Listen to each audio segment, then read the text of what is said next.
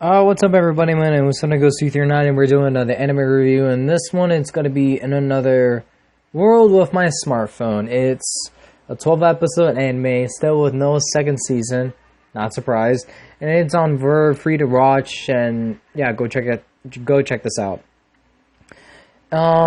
The description is, after dying as a result of God's mistake, the main character finds himself in a parallel world where he begins his second life. He only possesses are the body that God gave him back and a smartphone that works even in this new world. After he meets all the kinds of new people, he forges new friendships and ends up learning the secret to this world.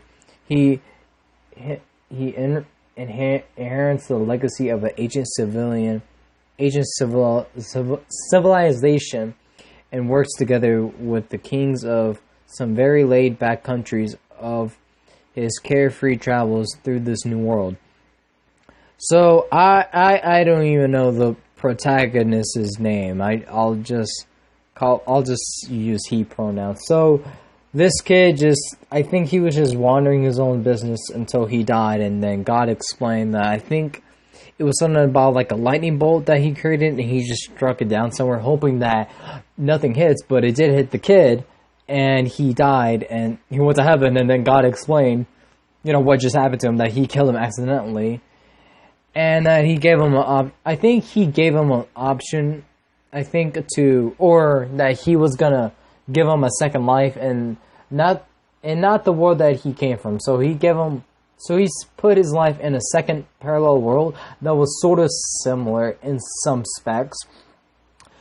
To give this time, I think it's like, maybe like, it's sort of like a King's like Dungeons, Dragons. There's like, Japanese, there's like different countries in this global world. There's like elves, dwarves, something along those lines of this parallel world that God put this kid on. And then he asks the kid if he wants anything like to take with him, and he only wanted his smartphone, probably the good reason. And then it doesn't happen later until the first episode that I think after like maybe 10 minutes or something, like it shows like a little scene of God giving this protagonist of ours like abilities, like he can use magic, which is very, very incredible, and he's like sort of athletic in sort of way. And with that magic power, he's like the boss, like he's the real deal chief. Like he has a lot of magic power that he can access and do. He can manipulate all the elements around. He uses his one magic called Slip, which is the funniest thing ever, and he uses that, I think some of it during these episodes, excuse me. And then he possesses, I forgot what's it called. It's like a agent type of magic that powerful wizards are allowed to use. He can use every single powerful magic that wizards can't, that some wizard, that wizards can do. Like he knows every single, not every single one of them, but he can just pretty much like do any type of magic as long as he knows how to. Unless he knows, it's just if someone like tells him what type of magic it is and how to operate, he can just instantly do it because he has great power. He has more power than anybody else. I mean, he's basically the badass, excuse me, of my language, but he's technically the badass of everybody. Like, there's no stopping him. He's by far, one of the most powerful characters in this anime, and I don't think nobody can stop him. And furthermore, I don't know what episode it is, there's this one certain type of magic that he can summon, like, spirit of animals that can, stay with him and upon his side. One of them was this white tiger, and the funny thing is, it was like, show me your magic power or something, and he'll become his servant. So he places his hand on the tiger's forehead, and he just released like a huge amount of magic power energy into this tiger, and so he was like, I had enough, and he's just gonna pass out. And then he said like, yeah, you're proving yourself worthy. I'm your master now. And then right after that, he said like about how he looks, because he's a giant tiger. So he changes it to a little kitty. The funniest thing ever.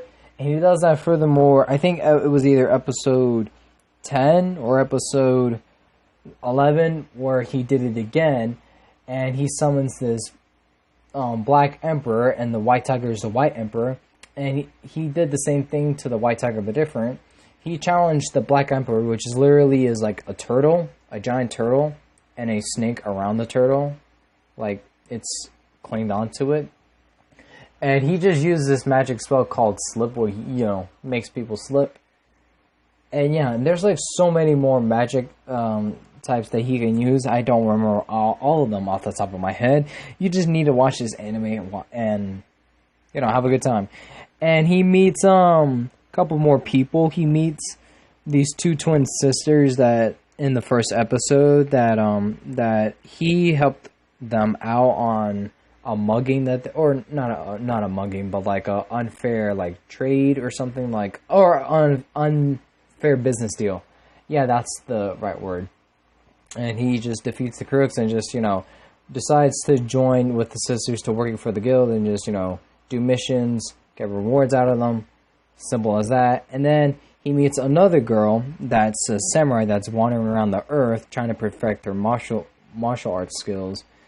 And then furthermore, he meets more people, and it goes way more deeper into the anime, but it ends off being he rescued a niece of a king, the niece of he just rescued some girl who was related to this he just rescued a girl who had parents. He showed them a lot of cool things, and yada yada yada yada. There's a lot more to say, but it just ends off being he meets another girl that wants to marry him, and it's the funny part. And it's going throughout this whole episodes, all the episodes.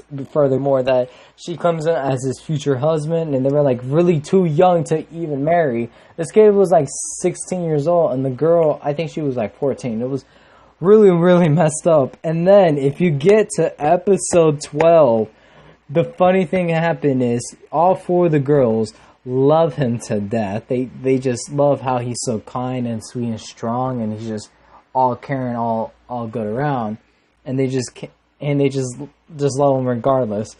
And then it was funny, he went back up to God to ask him about it, and then God called on a God of love so she could help him with this decision. And then he went back down there to tell all the girls that he'll marry them when they're grown.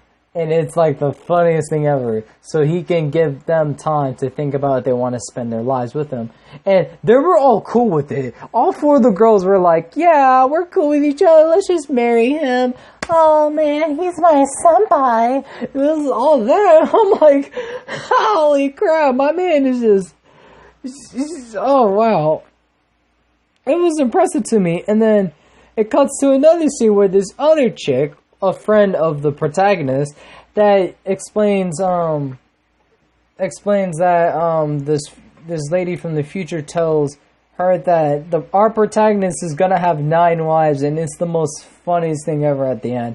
Surprisingly, there's no second season, but yeah, there is a lot of details I did miss out that it didn't go more in depth, and that's when you guys should go to Verb, or I don't know if this is on YouTube, but go to Verb and type this anime out. It's always going to be the title of all the videos I'm going to be doing of every single anime cover. Hope you guys enjoyed, and let me know if you actually watch this anime. If you like it or not, please tell me what's your favorite moment of this anime. And I would rate this just an 8 out of 10, just a well good done anime. It's just, man, a lot of these animes are so good, they just don't have any more seasons. That's what disappoints me the most. Anyways, enough of all that blabber. My name is FendigoC39, and I hope you have a wonderful morning, night, day, whatever the occasion is, and I'll see you in the next one. Peace.